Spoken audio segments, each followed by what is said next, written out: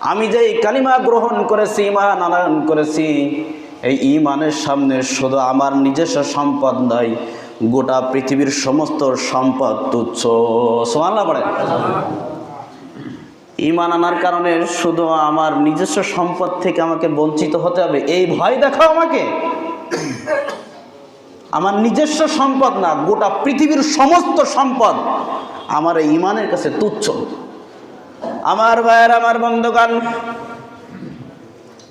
চাচা বাতিজার উপরে রাগান্বিত হয়ে চড়াও হয়ে বাতিজার কলার ধরে জামাকে ছিঁড়ে ফেললো, তার শরীরকে রক্তাক্ত করে ফেললো। শরীরের সমস্ত কাপড় চাচা ভাতিজার থেকে খুলে নিল, উলঙ্গ করে ঘর থেকে বের করে দেয়। নির্যাতিত আল্লাহ রসুলের সাহাবী মায়ের দরজায় চলে গেলেন, মাকে ডেকে বলছেন, মা দরজা খোলো, ঈমান আনার কারণে আমার চাচা আমার থেকে কাপড়টা খুলে নিয়ে উলঙ্গ করেছে। মা আমার দিকে তুমি তাকিও না, আমাকে এক টুকরা কাপড় দাও, যে এই কাপড় দিয়ে আমি আমার লজ্জা স্থান আবৃত করতে পারি। মায়ের দেওয়া সামান্য কাপড় দিয়ে লজ্জা স্থান আবৃত করে দুনিয়ার সমস্ত সম্পদ ত্যাগ করে কনকনে শীতের সময় খালি গায়ে রাসূলুল্লাহর দরবারে চলে গেলেন সাহাবী।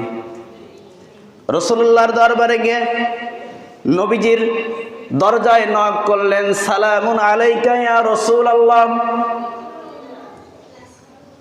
নবীজি দরজা খুলে দেখলেন সাহাবী গায়ে কোনো কাপড় নেই, গা কাঁপছে শীতের কারণে, শরীর সাদা হয়ে গেছে, ফ্যাকাশে হয়ে গেছে। নবীজির সমস্ত বিস্তারিত ঘটনা শোনার পর নবীজির নিজের দুটি জামা নবীজি ঘর থেকে এনে সাহাবীর গায়ে পরিয়ে দিলেন। সুবহানাল্লাহ বলেন।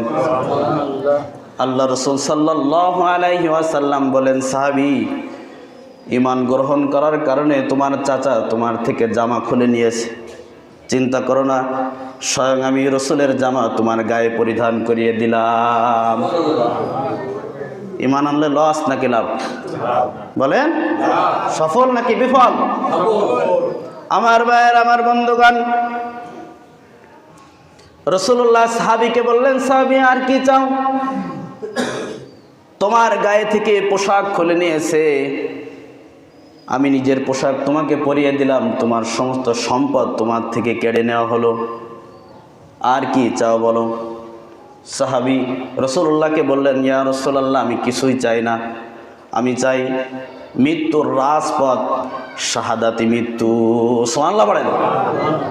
ইয়া রাসূলুল্লাহ আমি চাই যে আমার মৃত্যুটা যেন শাহাদাত বরণ হয়।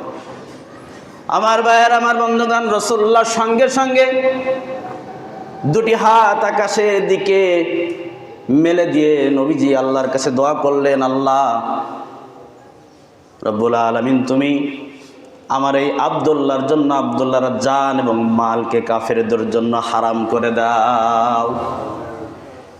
সাহাবী নবীজিকে বললেন, ইয়া রাসূলুল্লাহ আমি চাইলাম কি, আর কি দোয়া করলেন? কিভাবে আমি শাহাদাতি মৃত্যু গ্রহণ করব? কাফেরদের জন্য আমার শরীরকে আপনি হারাম করে দিয়েছেন, কাফেররা আমাকে হত্যা করতে পারবে না, কিভাবে আমি শহীদ হব?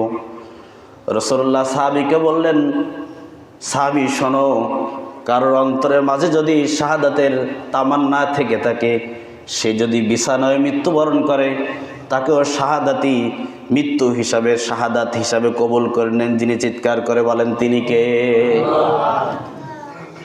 তোমার অন্তরের মাঝে শাহাদাতের তামান্না আছে, তুমি যদি বিছানায়ও মৃত্যুবরণ করো, সেটাও তুমি শহীদি মর্যাদা পাবা। সুবহানাল্লাহ বলেন। আমার ভাইয়ের, আমার বন্ধুগণ, কিছুদিন পরেই বিশ্ব নবীজি এক যোদ্ধা অভিযানে তিনি সাহাবীদেরকে নিয়ে যুদ্ধের ময়দানে চলে গেলেন। যুদ্ধের কার্যক্রম তিনি যখন সমাপ্তি করে চলে আসেন, সাহাবীরা রাসূলুল্লাহকে বললেন, ইয়া রাসূলুল্লাহ আপনার সেই সাহাবী খুবই গুরুতর অসুস্থ। নবীজি বললেন, কোন সাহাবী? সাহাবীরা নবীজিকে বললেন, ইয়া রাসূলুল্লাহ, সেই সাহাবী যেই সাহাবী ঈমান আনার কারণে চাচা তাকে ঘর থেকে বের করে দিয়েছে, এমনকি পরনের কাপড়টাও খুলে নিয়েছে। নবীজি বললেন, আমার সাহাবীরা, তোমরা তাকে উন্নত মানের চিকিৎসা করো। 3 দিন পরেই নবীজির কানে খবর এলো, ইয়া রাসূলুল্লাহ, আপনার সেই প্রাণ প্রিয় সাহাবী শাহাদাত বরণ করেছে। নবীজি বললেন, তাকে দাফনের ব্যবস্থা করো, কাফনের ব্যবস্থা করো। কাফন দেওয়া হলো, গোসল দেওয়া হলো। নবীজি বললেন, ও আমার সাহাবীরা, শোনো, আমার প্রাণ প্রিয় সাহাবীর জানাজার দায়িত্ব আমি কারোর কাঁধে দেব না, বরং আমার সাহাবীর জানাজার দায়িত্ব আমি রাসূলুল্লাহ নিজের কাঁধেই নিয়ে নিলাম। ঈমান আনলে লাভ নাকি লস? ঈমানের পথে, সত্যর পথে থাকলে লাভ নাকি লস?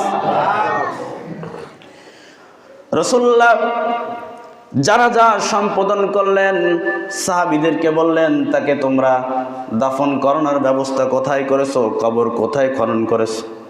সাহাবীরা বললেন, ইয়া রাসূলুল্লাহ, ওই 2 পাহাড়ের মাঝে আমরা করেছি। নবীজি সেখানে গেলেন, দরদর করে তিনি কাঁদছেন, চোখের পানি ছেড়ে দিলেন। নবীজি নিজেই কবরে নামলেন। আবু বকরকে বললেন, আবু বকর, তুমি আমার ডানে নামো। আর ওমরকে বললেন, ওমর, তুমি আমার বায়ে নামো। 2 জনে 3 জনে সেই আল্লাহ রসুলের প্রাণ প্রিয় সাহাবীকে, সেই মহামানব, 3 জন মানব, যুগ শ্রেষ্ঠ মানব, তাকে সেখানে কবরগ্রস্ত রাখা হলো। কবরের ভিতর রেখে বিশ্ব নবীজি সাহাবীর বুকের উপর হাত রেখে আল্লাহর কাছে বলছেন, আল্লাহ, এখনো পর্যন্ত আমি এই সাহাবীর উপর সন্তুষ্ট। আল্লাহ, আমি এই সাহাবীর প্রতি খুশি। রব্বুল আলামিন, তুমিও খুশি হয়ে যাও আল্লাহ, আর এই সাহাবীর প্রতি তুমি তোমার রহমতের বৃষ্টি নাজিল করে দাও। পাশেই দাঁড়িয়েছিল সাদ বিন আবি ওয়াক্কাস। তিনি অসহায়ের মতো দাঁড়িয়ে আছেন। আল্লাহর কাছে তিনি বলছেন, আল্লাহ, আমি যদি আজ জীবিত আবি ওয়াক্কাস না হয়ে এই কবরের বাসিন্দা হতাম, তাহলে আমার ভাগ্যটা কত সৌভাগ্য হতো। কারণ শ্রেষ্ঠ 3 মানবের হাতে আমি আজ দাফন হতাম। সুবহানাল্লাহ বলেন। আমার ভাইয়ের, আমার বন্ধুগণ, আল্লাহ রাব্বুল আলামিন বলেন, সত্যিকারে তোমরা মুমিন হও, তাতে যদি নিজেদের উপরে জুলুম হয়, অত্যাচার হয়, নির্যাতিত হয়, ভয় করো না, চিন্তা করো না। আল্লাহ রাব্বুল আলামিন বলছেন, সত্যি যদি তোমরা আমার নেককার বান্দাদের মাঝে শামিল হতে চাও, তাহলে পূর্ণাঙ্গ রূপে মুমিন হয়ে যাও। ঈমানের মাঝে নেই নিফাকি রয়েছে, যেই মুনাফিকি রয়েছে, সেটাকে তোমরা তরক করে দাও। সুবহানাল্লাহ বলেন।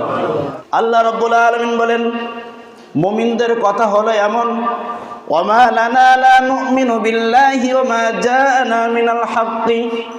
আল্লাহর প্রতি আমরা কেন স্বচ্ছ ঈমান আনব না? আল্লাহর নাজিলকৃত বিধানকে আমরা কেনই বা মেনে নিব না? অথচ ওয়ানাতমাউ আইয়ুদখিলানা রাব্বুনা মাল কওমিস সালিহিন, আমরা এই আশা করি, এটাই চাই, এটাই আমাদের তামান্না, যে কিয়ামতের ময়দানে আল্লাহ রাব্বুল আলামিন আমাদেরকে সৎ বান্দাদের মাঝে শামিল করে নাও। সুবহানাল্লাহ বলেন।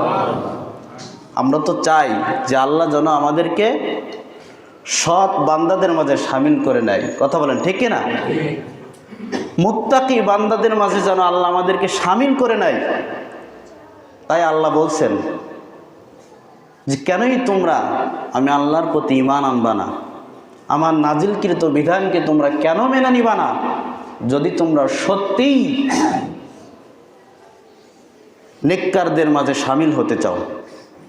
এই আয়াত থেকে আমরা জানতে পারি, নেককারদের মাঝে আমাদের শামিল হতে হলে আল্লাহর প্রতি আমাদের পূর্ণাঙ্গ বিশ্বাস স্থাপন করতে হবে। আল্লাহর নাজিলকৃত বিধানকে খুশি মনে সমস্ত বিধান মেনে নিতে হবে। কথা বলেন, ঠিক কিনা?